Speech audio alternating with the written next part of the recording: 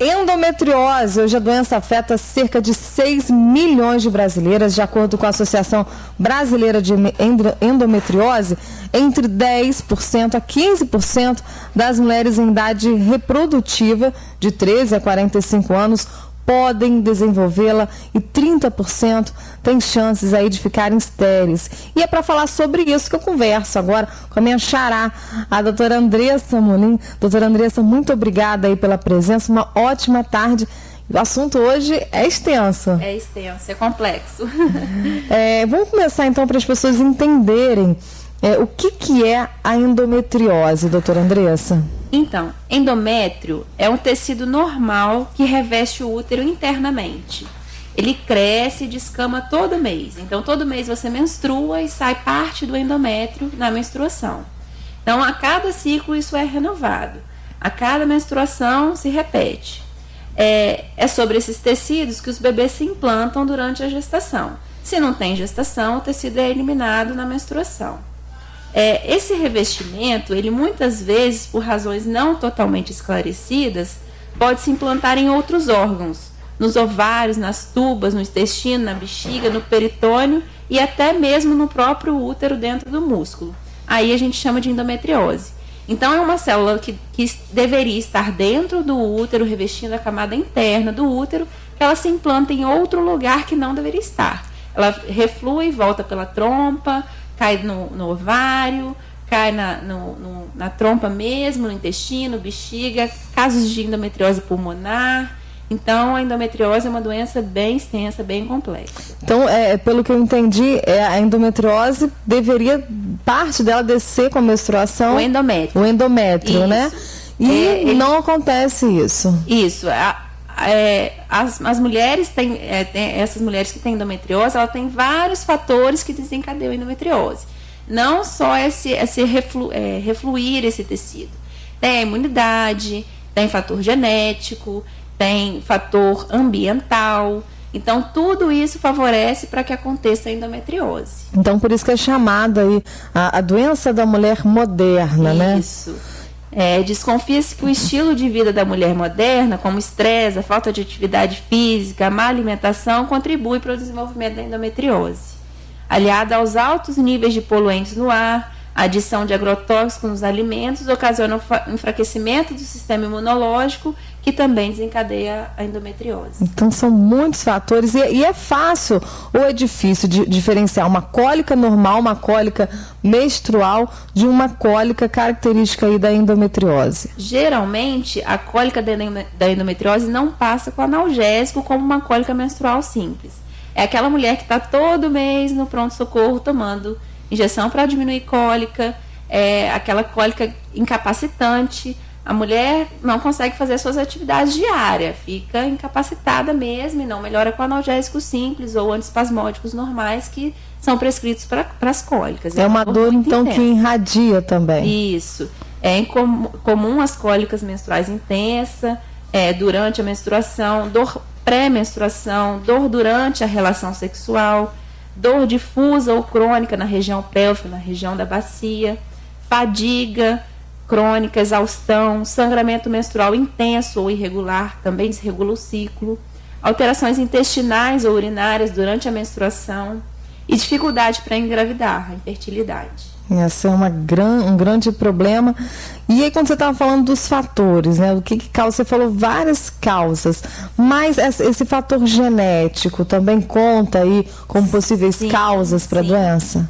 Mulheres com parentes com endometriose têm até 6 vezes mais chances de ter endometriose também, deve ser investigado, né? Então, sim um fator determinante genético.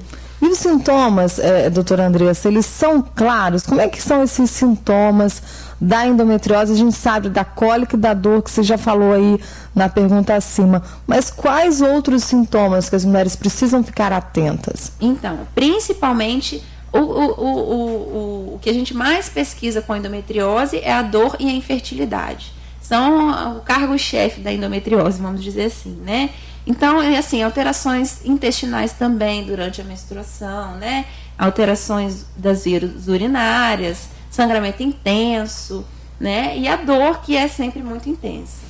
só com preventivo é possível diagnosticar se essa mulher está com endometriose ou não? Não, o preventivo não serve para diagnóstico de endometriose. A endometriose é diagnosticada no exame físico ginecológico, por um ginecologista, por uma ultrassom endovaginal, que é o primeiro exame de imagem que a gente pede, e aí suspeitando a seguir na investigação uma ressonância magnética, e aí vários outros exames. O padrão ouro é a videolaparoscopia, que é a cirurgia por vídeo, porque você vai ver o foco de endometriose, aqueles implantes que não eram de endométrio fora do útero, no abdômen da paciente, né? E aí biopsiado e levado para exame, e aí sim a gente diagnostica a endometriose. São tantos exames que é comum a pessoa chegar no consultório, doutora, estou cheia de exames e ninguém sabe o que eu tenho. Poliqueixosa, com uma pasta enorme de exames, né? Que já investigou de todos os jeitos e ainda não descobriu, né? É uma doença muito complexa para o ginecologista e para a paciente. A paciente é uma paciente que sofre com a doença, é uma doença que maltrata um pouquinho, né? Mas tem coisas para amenizar, tem medicações para amenizar. E a gente vai chegar lá, calma aí, não adianta não, calma aí. Então, você falou que é uma doença, né? Já tocou nessa questão da infertilidade, mas uma coisa que as pessoas perguntam muito hoje em dia, a endometriose, ela também pode virar câncer? Como é que é essa situação do câncer? Não é comum a associação de endometriose com câncer. Não está relacionado. É muito difícil essa associação, são raros os casos. Então, a endometriose é uma doença, graças a Deus, que só precisa preocupar com ela mesma, né? E já dá muito trabalho. Dá trabalho. Né? Chegou uma perguntinha aqui, qual o tipo de exame, mas a gente já falou, né? Perguntou aqui se exame de sangue e ultrassom pélvico. Você falou que o melhor exame seria a vídeo, né? Isso, a vídeo só que pra é a gente cirurgia, repetir. Né? Antes da vídeo, tem a ressonância magnética pélvica, que tem que ser feita. E o exame ginecológico, o exame físico do ginecologista também é muito importante. O toque vaginal, né? A conversa com a paciente. A paciente, geralmente, que tem endometriose, tem um perfil de endometriose. É a mulher moderna mesmo, que vive na correria, menstrua mais cedo, engravida cada vez mais tarde, então tem uma exposição maior a ciclos menstruais, e isso ajuda a aparecer a endometriose. E aí, como a gente falou aqui, a mulher já fez o diagnóstico, descobriu que está com a doença. E aí, o tratamento? Você falou que é uma doença que dá trabalho, você já adiantou. Dá trabalho. O tratamento também dá trabalho? O tratamento também dá trabalho. O tratamento primeiro com analgésico, com anti-inflamatório, com anticoncepcional. A gente tenta inibir a menstruação. Quanto mais menstruação, pior para a mulher que tem endometriose. Tem outros remédios, que aí só o ginecologista mesmo que prescreve, né? E se não melhorar com nenhum desse tratamento, é cirurgia para tentar eliminar esses focos que estão provocando essa dor. Então é grave, assim, chega ao ponto de cirurgia, né? Sim. Se não melhora com medicação, é cirúrgico para que se elimine os focos, para que se queime ou se tire o foco.